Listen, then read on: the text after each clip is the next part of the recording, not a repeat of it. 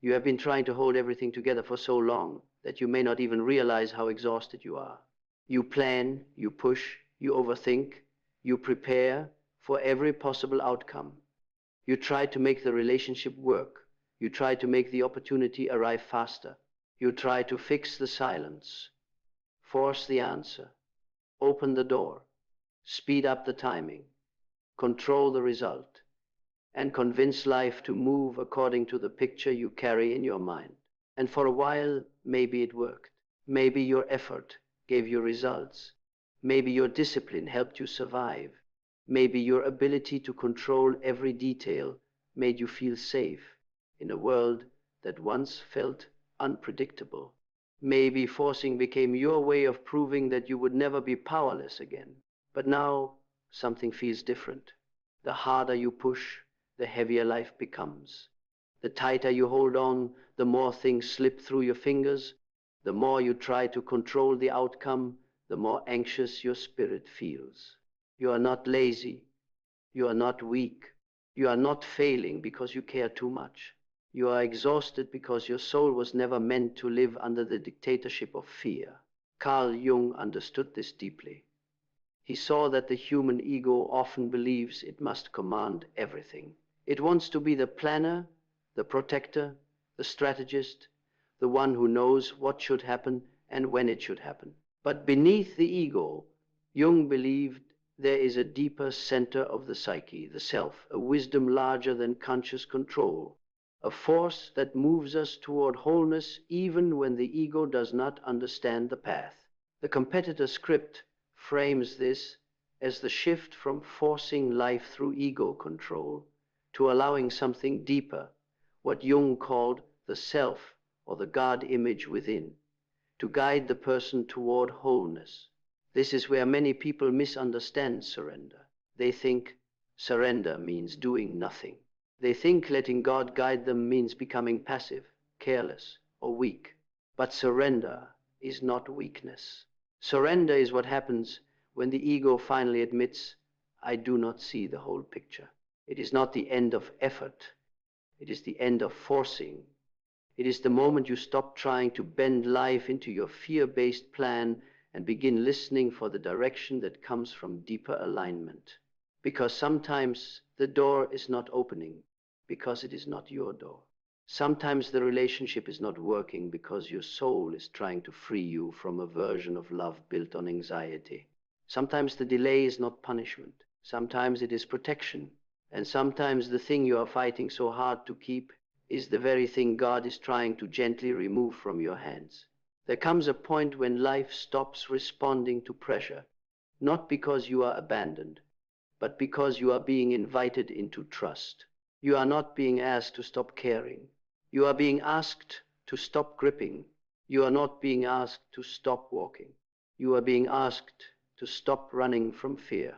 Because what is truly meant for you does not require you to destroy yourself in order to receive it. Most people do not force life because they are arrogant. They force life because somewhere inside them they are afraid. Afraid that if they stop pushing, nothing will happen. Afraid that if they stop controlling, everything will fall apart. Afraid that if they loosen their grip, the person will leave, the opportunity will disappear, the dream will die, the silence will become permanent, and life will prove that they were never safe to begin with. This is why forcing often feels like responsibility. On the surface, it looks like discipline. It looks like ambition. It looks like strength. It looks like someone who cares deeply, works hard, plans carefully, and refuses to give up. And sometimes effort really is necessary. Sometimes you must show up, make decisions, take action, speak clearly, and do your part. But there is a difference between aligned effort and fearful forcing. Aligned effort has peace beneath it, even when it is difficult. Fearful forcing has panic beneath it, even when it looks productive. Aligned effort says, I will do what is mine to do, and I will trust what is not mine to control. Fearful forcing says, if I do not control every detail, I will not survive what happens next. That is the real difference. And Jung would tell you that the need to control does not usually begin in adulthood. It begins much earlier, in the places where the child first learned that life was not safe, love was not stable, and no one reliable was guiding the emotional world around them. Maybe you grew up in chaos. Maybe the mood of the house changed without warning. Maybe love felt conditional. Maybe you had to read people's faces before you could relax. Maybe you learned to anticipate anger, silence, disappointment, abandonment, or rejection before it arrived. Maybe you were forced to become emotionally alert before you were old enough to understand what anxiety was. And somewhere inside that younger version of you, a decision was made. I will never be powerless again. So you began to control. You controlled your behavior. You controlled your emotions. You controlled how much you needed. You controlled how much you revealed. You controlled your image, your timing, your words, your reactions, your plans, your relationships. You became the person who could think 10 steps ahead because being surprised once felt dangerous. And over time, control stopped feeling like fear. It started feeling like identity. You became the reliable one, the careful one, the one who always has a plan, the one who holds everything together, the one who does not wait for life to happen but makes it happen. People may have praised you for this. They may have admired your strength, your work ethic, your ability to stay composed when others fell apart, but they did not see the child underneath. They did not see that your control was not always confidence. Sometimes it was terror with good posture. This is why forcing is so exhausting. You are not simply managing circumstances. You are trying to prevent an old wound from happening again. You are not only trying to make the relationship work. You are trying to avoid the feeling of being abandoned. You are not only trying to succeed. You are trying to avoid the feeling of being worthless. You are not only trying to get an answer. You are trying to avoid the helplessness of uncertainty. You are not only trying to control timing. You are trying to avoid trusting a life that once disappointed you. This is where Jung's psychology becomes powerful. Because Jung did not see the human being as only a conscious planner, he saw the psyche as something much larger. The ego is only one part of you, the part that says I, the part that makes choices, creates plans, protects identity, and tries to manage reality. But beneath the ego is the deeper self, the organizing center of the psyche, the inner principle that moves you toward wholeness. The ego wants control. The self wants integration. The ego wants certainty. The self wants truth. The ego wants the shortest path to what it desires. The self wants the path that makes you whole, even if that path confuses, delays, or disappoints the ego. This is why forcing often creates suffering. Not because desire is wrong, not because action is wrong, but because the ego tries to force outcomes that the deeper self has not agreed to. You may be forcing a relationship because the ego is afraid to be alone, while the self knows that staying would keep you small. You may be forcing a career because the ego wants security and approval, while the self knows that your soul is slowly dying in that environment. You may be forcing healing because the ego wants to feel finished, while the self knows that some wounds must be listened to before they can be released. You may be forcing a timeline because the ego wants proof that life is moving, while the self knows that something inside you is not ready yet. This is why certain doors do not open no matter how hard you push. And it is why some doors only open after you stop pushing. Not because your effort was meaningless, but because effort without alignment becomes self-violence. Modern culture teaches people to force. It tells you to manifest harder, hustle harder, prove yourself, chase the life you want, never take no for an answer, and turn your willpower into a weapon. It tells you that if something has not happened yet, you must not be trying hard enough. But Jung would question that. He would ask whether the life you are forcing is actually your life. He would ask whether the desire you are chasing belongs to your soul or only to your wounded ego. He would ask whether the plan you are trying to protect came from inner truth or from fear of being judged, abandoned, unseen, or unsuccessful. Because not every dream is sacred. Some dreams are compensations. Some goals are attempts to prove that you are enough. Some relationships are attempts to repair childhood wounds through the body of another person. Some ambitions are built from shame. Some plans are not guidance. They are fear dressed up as purpose. And this is painful to admit. Because when you have spent years forcing something, it is terrifying to ask whether you were forcing the wrong thing. It feels as if all that effort would become meaningless. It feels as if letting go would mean failure. It feels as if you would have to grieve not only what did not happen, but the version of yourself who believed it had to happen. So the ego forces harder. It says, just one more attempt, one more message, one more strategy, one more sacrifice, one more conversation, one more plan, one more way to make them understand, one more way to make life obey. But the soul does not respond to pressure. God does not need your panic in order to guide you. And the deeper self does not become clearer simply because the ego becomes louder. In fact, the more you force, the harder it becomes to hear guidance. Because guidance often comes quietly. It comes through the body's tension when something is wrong. It comes through the peace that appears when you stop trying to convince yourself. It comes through the dream you cannot forget. It comes through the repeated closing of a door you keep trying to reopen.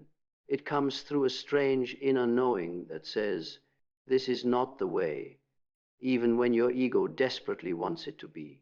It comes through synchronicity, through timing, through the unexpected conversation, the sudden redirection, the opportunity that appears only after you stop obsessing over the one that would not come. Jung called this kind of meaningful timing synchronicity, not random coincidence, but an outer event that carries inner significance.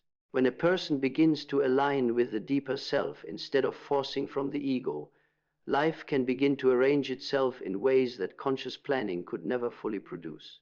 But to experience this, you must become quiet enough to notice it.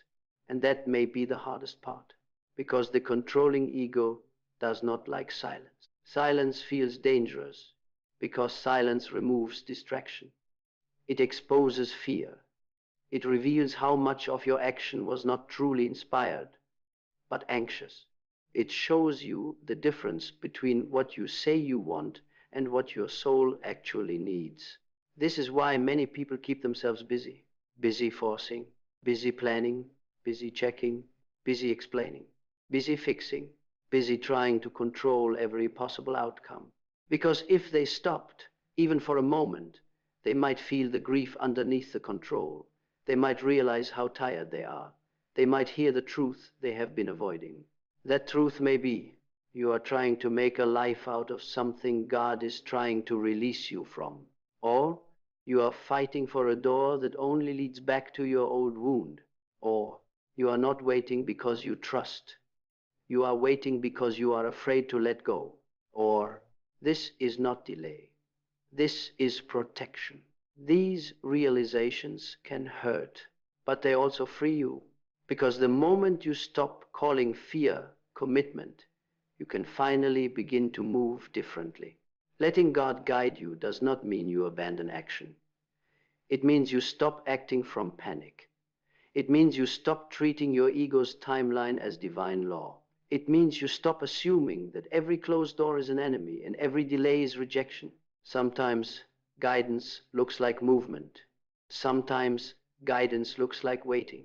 Sometimes guidance looks like losing interest in something you used to crave. Sometimes guidance looks like being blocked from what would have harmed you. Sometimes guidance looks like exhaustion because your body is refusing to carry the false self any longer.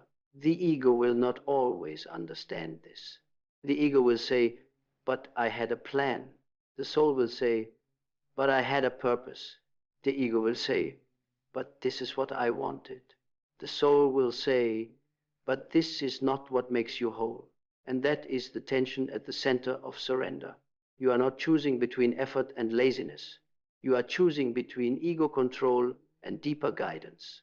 You are choosing whether to keep forcing a life built from fear or allow God to lead you toward a life built from truth. And the first sign that you are being guided is often not clarity.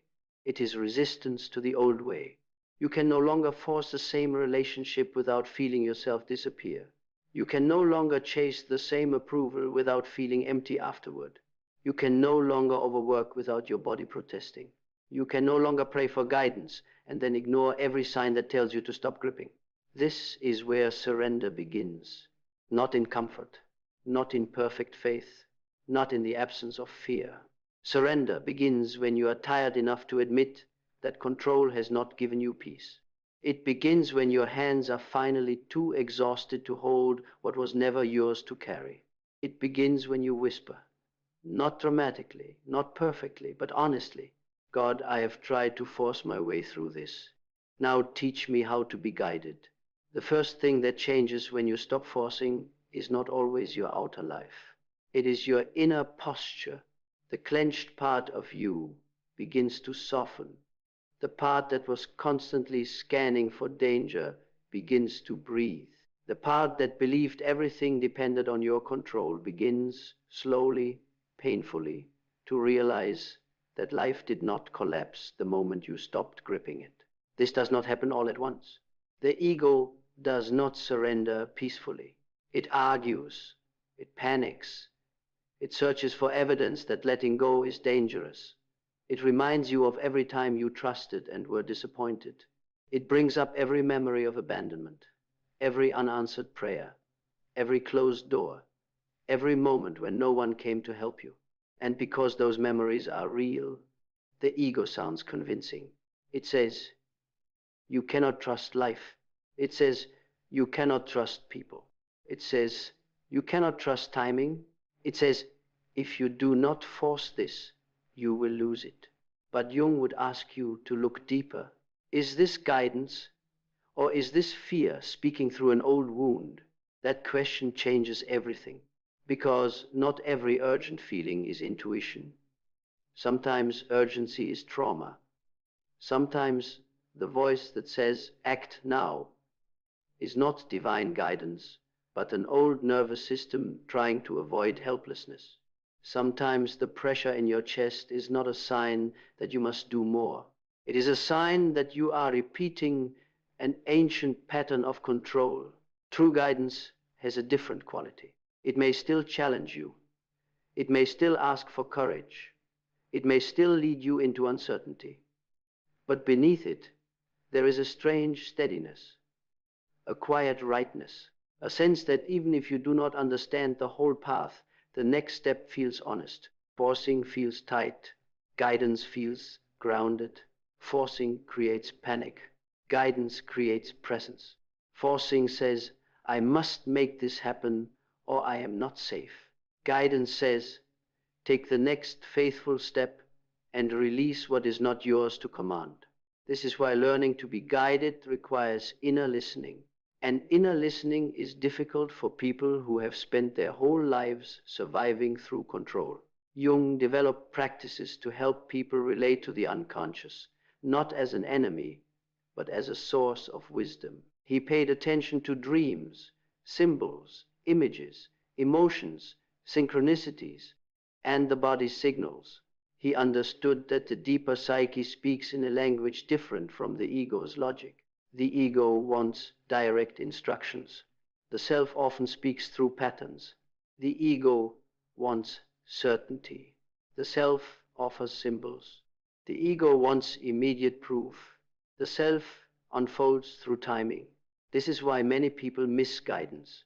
They are waiting for a loud command, when guidance is arriving as a quiet discomfort, a repeated obstacle, a dream that stays with them, a conversation that confirms what they already sensed, or a peace that appears when they finally stop forcing an outcome. Letting God guide you means becoming attentive to these movements. It means you stop dismissing the inner signals just because they do not match your plan. It means you stop calling every delay a problem. It means you stop assuming that every loss is punishment. It means you begin to ask, what is this trying to show me? Maybe the door that keeps closing is not rejection. Maybe it is redirection. Maybe the silence you keep trying to fill is not abandonment. Maybe it is space for you to hear what your soul has been saying. Maybe the relationship that will not settle is not a challenge to overcome. Maybe it is a mirror showing you where you still confuse anxiety with love. Maybe the plan that keeps failing is not evidence that you are cursed. Maybe it is proof that your ego is trying to build in a place where your spirit was never meant to live. This does not mean every difficulty is a sign to quit. That would be too simple. Sometimes guidance asks you to stay, endure, build, practice, and mature. Sometimes the door is not closed, it is heavy. Sometimes the path is right, but your character must deepen before you can walk it well. That is why surrender requires discernment. You are not surrendering your intelligence. You are surrendering your obsession with control. You are not abandoning responsibility. You are abandoning panic. You are not waiting helplessly for life to fix everything. You are learning to act from alignment rather than fear. This is the difference between passive waiting and spiritual surrender. Passive waiting says, I will do nothing because I am afraid to choose. Surrender says, I will do what is mine to do, but I will not force what only God can arrange. Passive waiting hides from life. Surrender listens to life. Passive waiting avoids responsibility. Surrender accepts responsibility without trying to become God. And that is the key. The ego's deepest temptation is to become God. It wants to know the future. It wants to control other people's hearts. It wants to determine timing. It wants to guarantee outcomes.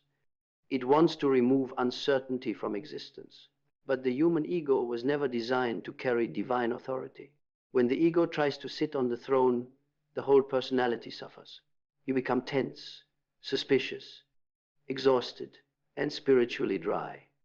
You cannot rest because rest feels irresponsible. You cannot receive because receiving requires trust. You cannot enjoy what is here because your mind is obsessed with securing what comes next. And slowly, even your blessings become burdens. The relationship becomes something to manage. The dream becomes something to prove. The opportunity becomes something to obsess over. The prayer becomes a demand. The past becomes a battlefield. But when the ego steps down from the throne, something begins to open. You still act, but without violence against yourself. You still work, but without worshipping control. You still desire, but without making desire your master. You still care, but without confusing care with possession. You begin to move with life instead of constantly attacking it. This is where synchronicity often appears, not as a reward for being spiritual, but as a sign of alignment. When you stop forcing your ego's narrow plan, you become available to a larger pattern. The right conversation happens at the right time. The answer arrives through someone you did not expect. The opportunity you could not have planned appears after you release the one you were gripping. The path does not always become easier, but it becomes more meaningful. You begin to feel that you are being led, not controlled. Led, there is a difference. Control removes freedom. Guidance invites cooperation. God does not need to crush your will in order to guide you. The deeper self does not erase the ego. It gives the ego its proper role. The ego is not meant to disappear. It is meant to serve. It is meant to make choices, take action, organize life, and participate consciously in the journey. But it is not meant to replace the deeper wisdom that holds the whole person together. This is what Jung meant by becoming whole. The ego must learn to listen to what is larger than itself. And sometimes the first instruction is simply stop. Stop forcing the conversation. Stop chasing the person who keeps showing you they cannot meet you. Stop trying to make a dead dream breathe again. Stop demanding a timeline that your soul is not ready to inhabit. Stop interpreting every delay as evidence that God forgot you. Stop using pressure as a substitute for faith. Because when you stop, you create space. And in that space, guidance becomes audible. You may realize that you already knew the answer but were afraid of what it would cost. You may realize that the peace you were begging for was waiting on the other side of letting go. You may realize that the door you kept trying to force open was only blocking you from the path that actually belonged to you. But this realization can bring grief, because surrender often means losing the future you imagined. It means grieving the version of life you tried so hard to create. It means admitting that your plan, even if it was beautiful, may not be the plan that leads to wholeness. It means letting go not only of what you wanted, but of who you thought you would become if you received it. That grief is real. Do not spiritualize it away. Do not pretend surrender does not hurt.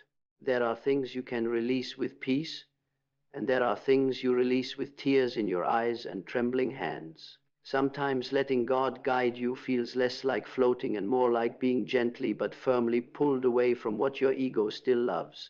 But later, you may understand, you may see that what you called a loss was mercy, what you called a delay was preparation, what you called rejection was protection, what you called silence was invitation, what you called failure was redirection. This does not happen because life becomes perfect.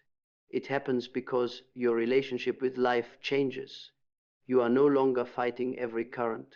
You are no longer making your worth depend on whether your plan succeeds. You are no longer treating uncertainty as proof that you are unsafe. You start to live from a deeper trust. And this trust does not make you passive. It makes you powerful in a quieter way. Because a person who is guided is not easily manipulated by urgency. They do not panic every time something is delayed. They do not chase what keeps moving away. They do not confuse closed doors with personal rejection. They do not need to force love, force timing, force recognition, or force purpose. They know how to act, but they also know how to wait. They know how to pursue, but they also know how to release. They know how to desire, but they also know how to surrender the form. This is spiritual maturity, not the absence of effort, the purification of effort. You still walk, but you stop dragging life behind you. You still build, but you stop building on fear. You still pray, but you stop using prayer as a way to control God. You begin to say, "Guide me toward what is true, even if it is not what my ego expected." That prayer is dangerous because it may change everything. It may remove what you thought you needed. It may expose what you were forcing. It may ask you to release the identity that was built around struggle. It may lead you into a quiet season where nothing seems to happen externally, but everything inside you is being rearranged. And if that happens, do not assume you are lost. You may be closer to guidance than ever. Sometimes the path becomes quiet right before it becomes clear. Sometimes God removes the noise before revealing the direction. Sometimes the self withdraws your energy from false paths before giving you strength for the true one. So stop measuring guidance only by movement. Sometimes guidance is the closed door. Sometimes guidance is the loss of desire. Sometimes guidance is the exhaustion that forces you to rest. Sometimes guidance is the unanswered prayer that saves you from a life too small for your soul. And sometimes guidance is simply the quiet knowing that says, "You do not have to force this anymore." When you hear that, listen, not because everything will instantly make sense, but because the life you are forcing may be smaller than the life waiting to unfold when you finally trust the hand that has been guiding you all along. So if you feel tired, maybe the question is no longer how much harder you can try. Maybe the real question is, what are you still trying to force that God is already trying to redirect, because exhaustion is not always a sign that you are weak. Sometimes exhaustion is the soul's protest against a life built on pressure. Sometimes the heaviness you feel is not punishment, but information. It is your inner life telling you that control has taken you as far as it can go, and now a deeper kind of trust is being asked of you. Jung understood that the ego wants to be in command. It wants to plan everything, explain everything, secure everything, and protect itself from uncertainty. But the ego does not see the whole picture. It sees through fear, memory, desire, and survival. It wants what feels safe, familiar, impressive, or controllable. The deeper self wants something greater. It wants wholeness. It wants truth. It wants alignment. It wants a life that does not simply look successful from the outside, but feels real from the inside. And sometimes that means the very thing your ego is begging for must be delayed, blocked, removed, or transformed. Not because you are being denied a blessing, but because you are being guided towards something your fear-based planning could never have imagined. This is why surrender is not weakness. Surrender is not sitting still while life passes you by. It is not giving up on your dreams. It is not becoming passive, careless, or indifferent. Surrender is the moment you stop using panic as your compass. It is the moment you stop confusing force with faith. It is the moment you do what is yours to do, while releasing what was never yours to control. You still act, you still choose, you still pray, you still walk forward, but your energy changes. You are no longer gripping every outcome as if your entire worth depends on it. You are no longer begging closed doors to open. You are no longer chasing people who keep proving they cannot meet you. You are no longer fighting timing as if delay means abandonment. You begin to trust that guidance may arrive differently than control expected. Sometimes as peace, sometimes as silence, sometimes as a closed door, sometimes as a loss of desire, sometimes as a redirection you did not ask for, but later understand. The competitor script's core message is that forcing comes from the ego's need to control, while surrender allows the deeper self, or the God image within Jung's language, to guide life toward wholeness instead of fear. So stop forcing what keeps draining your spirit. Stop gripping what only survives through anxiety. Stop demanding that God bless the path your soul has already outgrown. Let yourself be guided, not into nothing, not into weakness, but into a life more aligned, more peaceful, and more truly yours than anything fear could ever force into existence.